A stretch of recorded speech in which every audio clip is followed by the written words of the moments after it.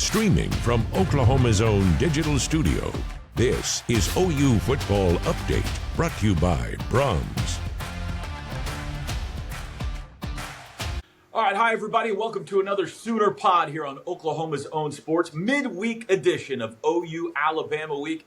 As always, if you enjoy our thrice a week editions of Oklahoma's Own Sports OU Updates, please like and subscribe. As I always say, it doesn't cost you anything.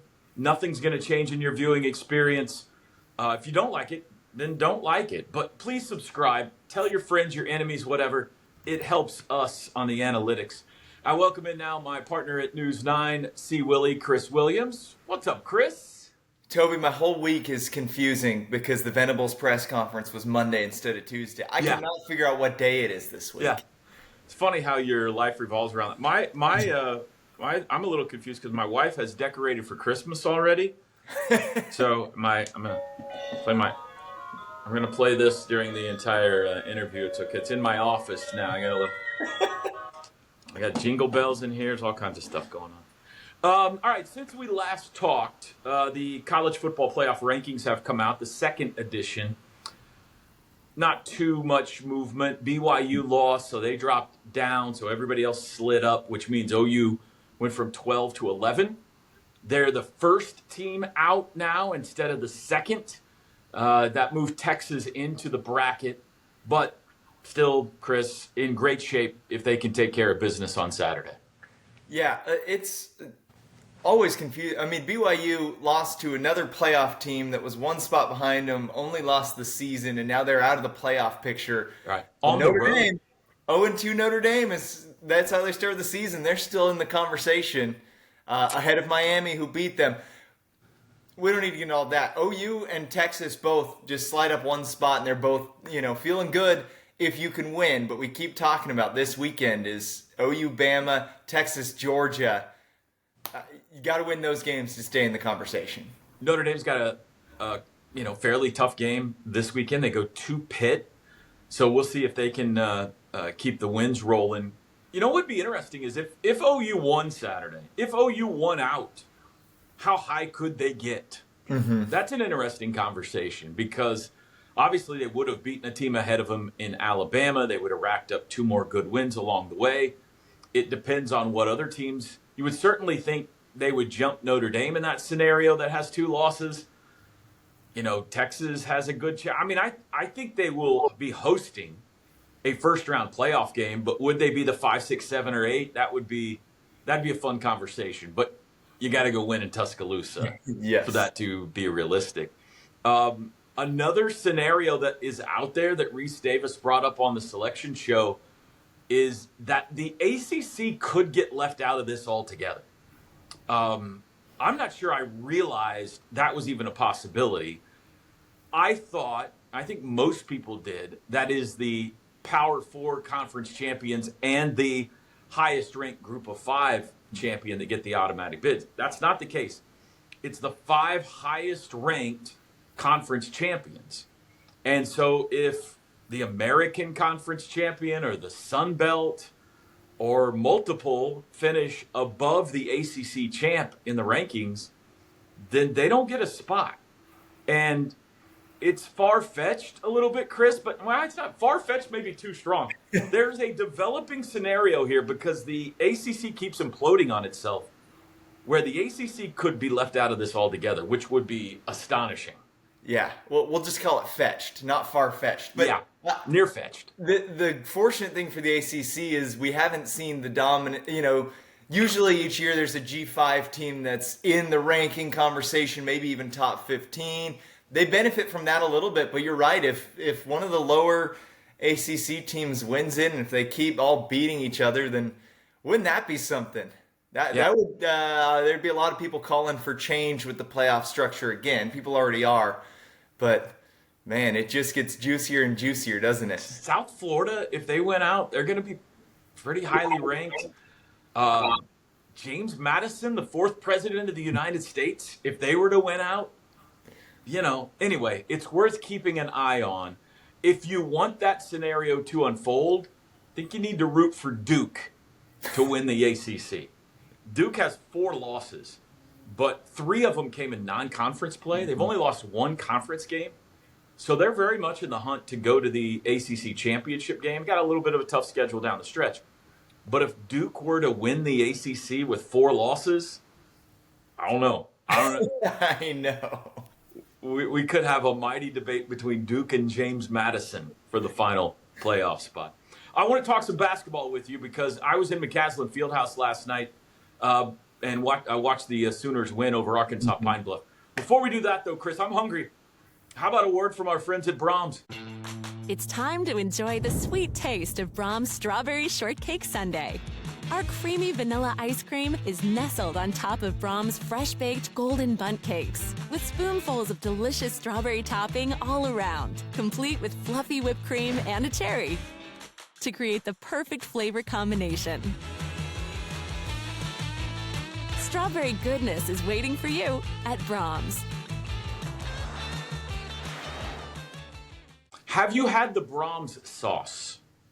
Of course. Yeah, it's delicious. I mean, I'm that's one where I'm dunking burger every bite in the sauce. Yeah.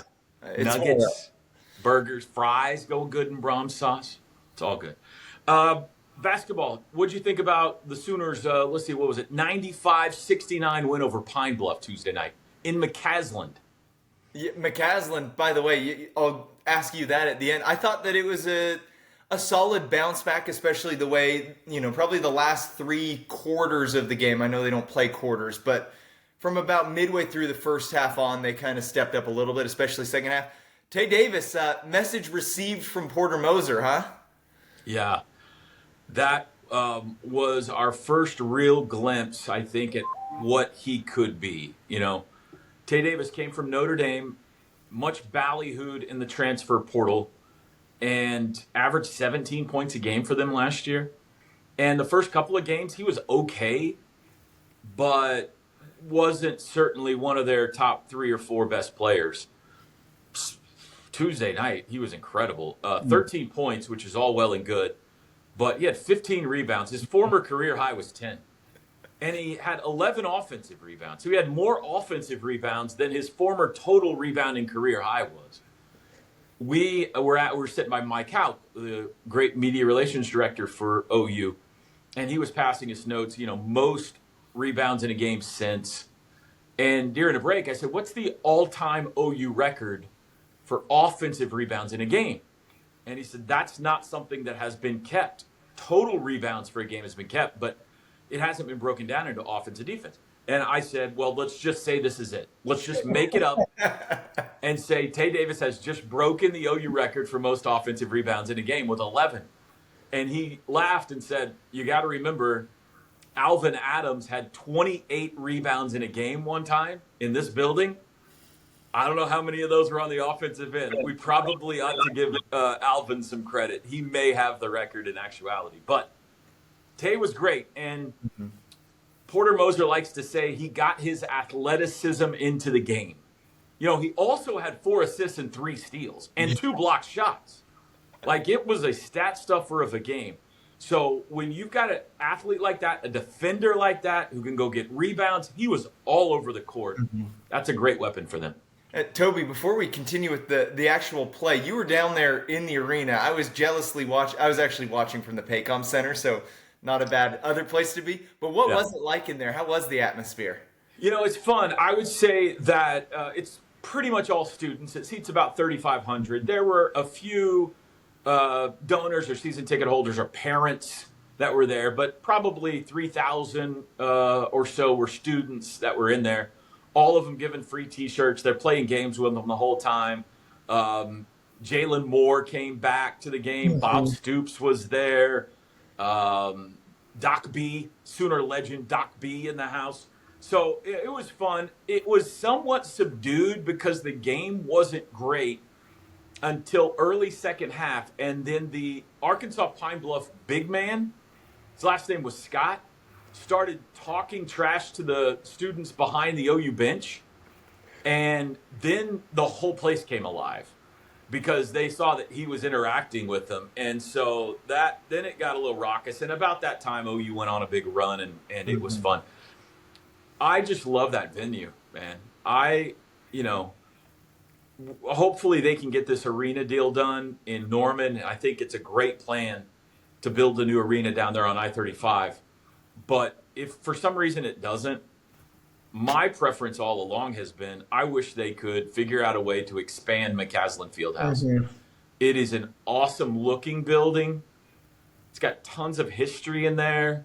You could give it a real Cameron Indoor feel to it. It doesn't need to be huge, but make it to where it seats 7,000 or 8,000. It would take a lot of work, but it's such a cool venue. Here's a little history nugget for you.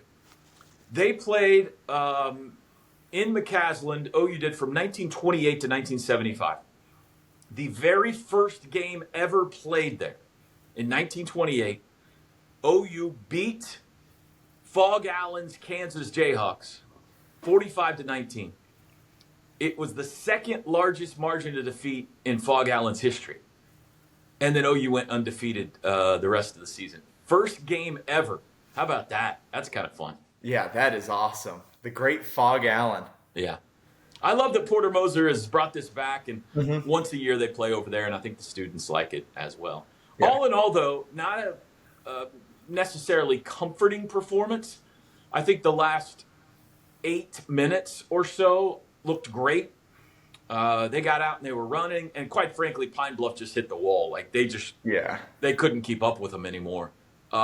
Shots started falling. Nigel Pack had 5 threes. Dayton Forsyth had 3 threes. OU got off to the glass a little bit better. But it's a team they should hammer. They did hammer. We'll find out more about if they've improved since the Gonzaga loss on Saturday when they go play Nebraska up in Sioux Falls, South Dakota. That'll be virtually a road game. What do you got there? I got the Cornhead. Oh, okay. I started my career in Nebraska, so I have the Cornhead, but I'll take it down just for this weekend. Well, you were up there. I'm told it's not that far of a drive from Lincoln to Sioux Falls. 2 or 3 hours, is that right?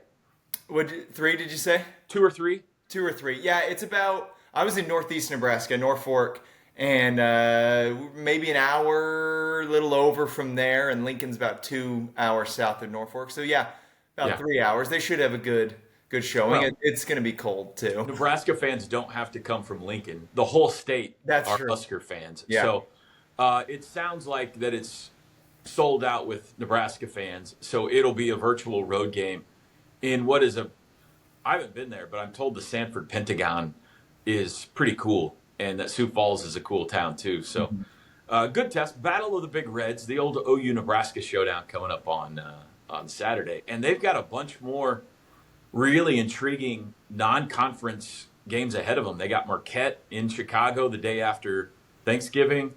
They've got Wake Forest on the road in the ACC SEC Challenge early December. They go to Phoenix to play Arizona State in early December.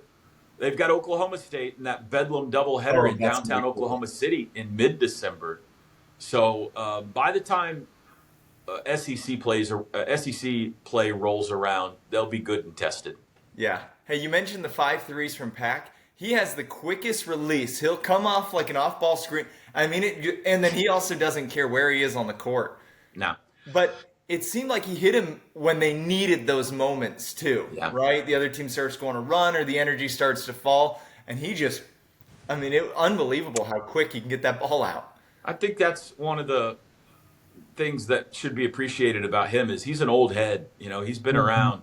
He's played a lot and seen a lot of basketball, and so he's got a good feel for the game. He's real mature if you hear him talk. I would be perfectly fine with Nigel Pack and Xavier Brown being more selfish. Brown's almost averaging 20 points a game, and Pack's not too far behind him, and I still don't think they shoot enough. And I get it. They're being team players, and if you're a guard, you want to get everybody involved and all that kind of stuff. But those guys are so good and so hard to stay in front of that, as far as I'm concerned, they can take twice as many shots as they're taking right now. Yeah, and once Xavier Brown started getting some momentum in the second half, it just felt like everything was going for him. He is so quick. His first step when he decides he's going to the rack is so quick. I don't know how anyone stays in front of him. He's good. He's a good finisher around the rim too in traffic with either hand. So So the Sooners are 2-1, and Nebraska coming up Saturday. You and I are headed to Tuscaloosa on Friday. We will be reporting from Birmingham on Friday night. The team's staying in Birmingham, and so we'll report there. We'll get the final thoughts of Brent Venables there when the team arrives on Friday, and then we'll head over early Saturday morning to Tuscaloosa for that big showdown, 2:30 kickoff, and we'll have reports for you all night long there for News 9, for the web, everything, so make sure you're tuned in for that. Can I talk to you about something, Toby? Please. It's getting a little weird. I saw you interviewed another Chris, the voice of the Crimson Tide, for Friday. Yeah, sorry, go ahead. What is it with you and Chris's? I mean, should I be... It's getting weird. I'm an addiction. I have a Chris addiction. It does seem like we lead the nation in Chris's on this podcast. That's right. Coming up on Friday, Chris Stewart, play-by-play voice for Alabama. Second year? I think he's relatively new. He took over for Eli Gold 2 or 3 years ago. But Chris and I have known each other for a long time because he's been their basketball play-by-play guy for many, many years. Great guy. You're going to enjoy it. You're going to go full in-depth on Ty Simpson, the Alabama defense, what Alabama's worried about in this game, what fans need to know if it's their first time ever going to Tuscaloosa, what they need to experience before the game. I think you're going to enjoy that. That's coming up on Friday's OU Pod here on Oklahoma's Own Sports. The Toby and Chris Pod, we can name it, since even when I'm not on it, you just feel it. Can't wait to have Plank on again next week. All right, man. You good? You got anything else to get off your chest? I think I'm good. Hey, did you like it when J.C. Hoyt at Oklahoma State called the timeout so the fans, all the middle schoolers could do the 6-7? Did you see that? I did not see that. Oh, Oklahoma State on what day is it? On Tuesday. Is that when it was? They Correct. Up big and they score to make it 67. And J.C. Hoyt calls a timeout because they had all the like elementary, whatever age kids in the arena, and they were going nuts. And Hoyt and her assistants come off the bench doing it. Still no idea what it means. But I was like, that's amazing. Hoyt's about the fans. She just wanted the fans to enjoy it. That is great. All right. That's going to do it for this week's edition, or today's edition of the OU Pod here on Oklahoma's Own Sports. We'll see you Friday when I'm joined by Alabama play-by-play voice Chris Stewart. Until then, have a great day, everybody. Thank you for watching this Oklahoma's Own digital studio stream. Stay with News 9, online and on television, anytime for the latest news, weather, and sports.